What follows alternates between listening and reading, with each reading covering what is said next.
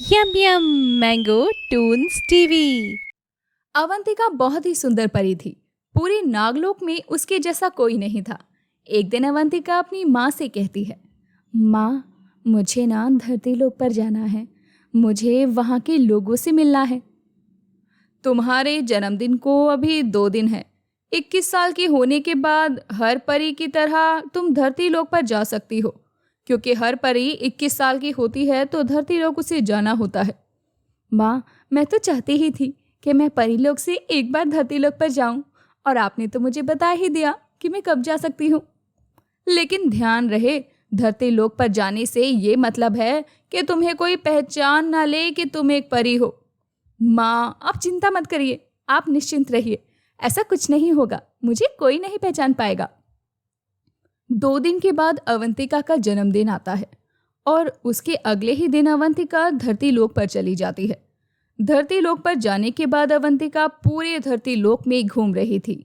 तभी उसका पैर कीचड़ पर पड़ जाता है और ये देखकर अवंतिका कहती है, छी, ये धरती लोक पर भी कीचड़ होता है, लेकिन अब मैं इसे साफ कैसे करूं? अवंतिका वहां कीचड़ से परेशान खड़ी थी कि तभी वहां एक अमन नाम का लड़का आता है और अवंतिका को कीचड़ में देखकर पानी की बोतल लाता है और अवंतिका का पैर धुलवाता है और कहता है, देखिए, आपको देखकर चलना था। जब पता है कि यहाँ पर कीचड़ है तो आप यहाँ पर क्या कर रही थी? आप मुझसे ऐसी बात क्यों कर रहे हैं? मैंने कोई गुनाह नहीं किया है, ये तो गलती से मेरा पैर कीचड़ पर पड़ गया। जब काम ऐसा करोगी तो ऐसा ही होगा ना, और मैं तो ऐसे ही बात करूँगा। चलो, अब तुम्हारा पैर साफ हो गया।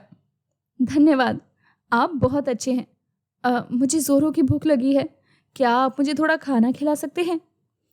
एक तो वैसे ही पैसे नहीं हैं, माँ की दवाई भी लानी है, और अब इन्हें खाना और खिलाओ। कुछ कहा क्या आपने? जी नहीं, वो मेरा घर यहीं पास में है। अगर आप चाहें तो आप मेरे घर चलकर खाना खा सकती हैं। तो चलें? अवंतिका अमन की बात मान लेती है और उसके घर चलकर खाना खा लेती है। अवंतिका को अमन काफ़ी अच्छा लगता है। अब वो अमन के घर पर ही रहने लगती है। कुछ दिनों के बाद अमन की माँ माला अवंतिका से कहती है, बेटा, तुम्हारा घर कहाँ है? तुम यहाँ इतने दिनों से रह रही हो, तुम्हारे माँ बाप को तुम्हारी फिक्र हो रही होगी। शक्ल से तो यही लग रहा है कि तुम किसी बड़े घर की बेटी हो। मेरा कोई नहीं है इस दुनिया में, लेकिन आपने मुझे मेरी माँ की तरह प्यार दिया है। धत पागल लड़की, ऐसा नहीं कहते कि मेरा कोई नहीं है दुनिया में। मैं हूं ना, मुझे भी तू अपनी माँ कह सकती है। और ये क्या बोल रही है तू कि तेरा कोई नहीं है इस दुनिया में? माँ, मैं आपसे कुछ मांगूं तो आप मना तो नहीं करोगी ना? हाँ हाँ हाँ, बिल्कुल बेटा, तुम्हें जो भी मांगना है मांगो। हम गरीब हैं, हमारे पास जो भी होगा और जो भी हमारे बस में होगा वो हम ज़रूर करेंगे तुम्हारे लिए। माँ, मुझे ना अमन बहुत पसंद है। मैं तूने तो मेरे मुंह की बात छीन ली। मैं तो इतने दिनों से यही चाह रही थी, तू मेरे घर में रही। मैं तो खुद तुझे अब खुद से दूर नहीं करना चाहती। माला को अवंतिका बहुत अच्छी लगती है, इसीलिए वो जल्दी से अच्छा मुहूर्त देखकर अपनी बेटी और अवंतिका की शादी करवा देती है। शादी के बाद कुछ दिनों के बाद अवंतिका की ननद ज्योति अपने ससुराल से आती है और अपने घर में अवंतिका को देखकर बोलती है, अच्छा, तो माँ तुम्हारे बारे में ही बोलती रहती है। जी, आप कौन है? मैंने पहचाना नहीं। मैं बेटी हूँ इस घर की, और तुम्हें इतनी शर्म नहीं है कि शादी के लिए थोड़ा दान दहेज भी दिया जाता है। ये नहीं कि बस मुंह उठाकर आ गए, ना कुछ आगे है और ना कुछ पीछे, बस किसी को भी फंसाने निकल पड़ती हो। नहीं, मैंने किसी को नहीं फंसाया है। मैं अमन जी से बहुत प्यार करती हूँ और मैंने माँ को बताया भी था इस बारे में, तभी तो माँ ने हम दोनों की शादी करवाई। मेरी माँ तो है ही भोली, लेकिन तुम पागल हो क्या? वैसे ही हम लोग इतने गरीब हैं और तुम मुंह उठाकर यहाँ चली आई। मैं तो अपने भाई की एक अमीर लड़की से शादी करवाना चाहती थी, तुम जैसी फटीचर से नहीं। आप मुझे क्यों सुना रही हो? जो होना था वो तो हो गया ना, और अब तो मैं इस घर की बहू हूँ। ये बात तुमने बिल्कुल सही कही है।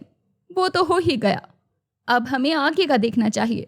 तो सुनो, अब तुम्हें अपने ससुराल में अपनी घर गृहस्थी को हंसते खेलते चलाना है, तो 2 दिन में 2 लाख रुपए का इंतजाम कर लो। पर मैं इतने पैसे कहाँ से लाऊं? वो सब मुझे नहीं पता, मैंने जितना बोलना था उतना बोल दिया। अब 2 दिन में 2 लाख रुपए लाओ।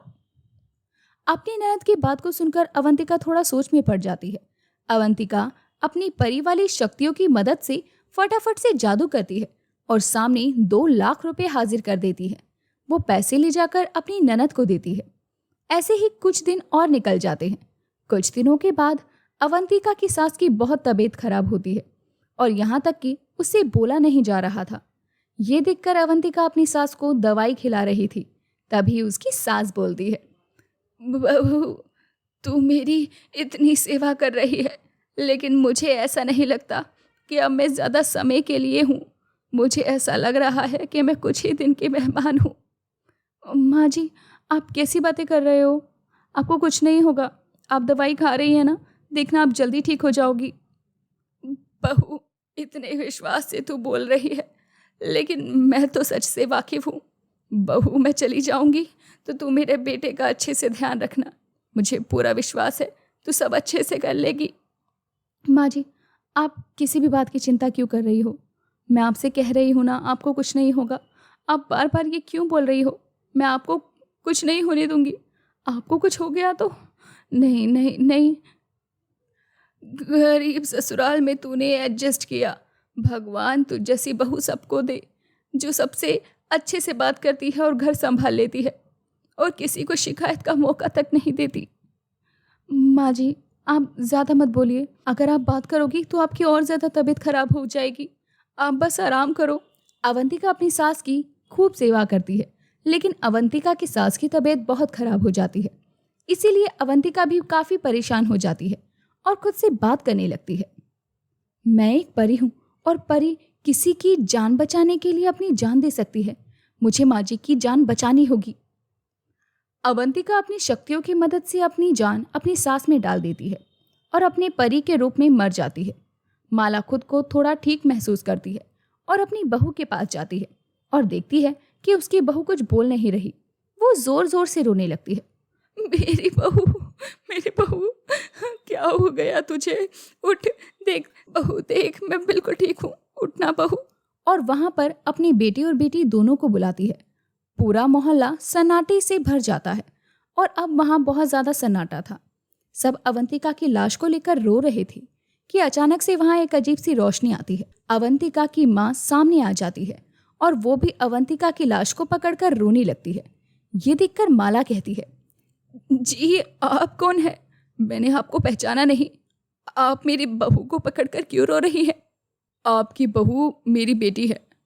आप जिंदा हो तो मेरी बेटी की वजह से। ये आप क्या कह रही हो? मेरी माँ जिंदा है तो आपकी बेटी की वजह से? लेकिन अवंतिका का तो इस दुनिया में कोई था ही नहीं। और आप कौन हैं? ये क्या जादू हुआ कि अचानक से आप सामने आ गई? मैं एक परी हूँ और मेरी बेटी अवंतिका भी एक परी ही थी। यहाँ वो धरती लोक घूमने आई थी, लेकिन उसे तुमसे प्यार हो गया। और परी लोक का ये नियम है कि अगर किसी परी को इंसान से प्यार हो जाए तो उसे रोका नहीं जा सकता। और इसी वजह से मैंने भी नहीं रोका अपनी बच्ची को। क्या मेरी बहू एक परी थी? आपकी कुछ सांसें ही बची थी और इसी बात से अवंतिका बहुत परेशान थी। परी होने की वजह से अवंतिका के पास शक्तियाँ थी और वो किसी में भी अपनी जान डाल सकती थी। ये मेरी गरीब परी बहू का ससुराल और मेरे अंदर मेरी परी बहू की जान है। अब मैं इसका एहसान कैसे चुकाऊंगी? बहू, तूने ये क्या किया? अवंतिका ने अपनी शक्तियों से अपनी सास की जान तो बचा ली थी, लेकिन खुद सबको अलविदा कहकर चली गई थी। प्यारे बच्चों, ऐसी ही दिलचस्प कहानियाँ देखने के लिए हमारे चैनल को सब्सक्राइब करें।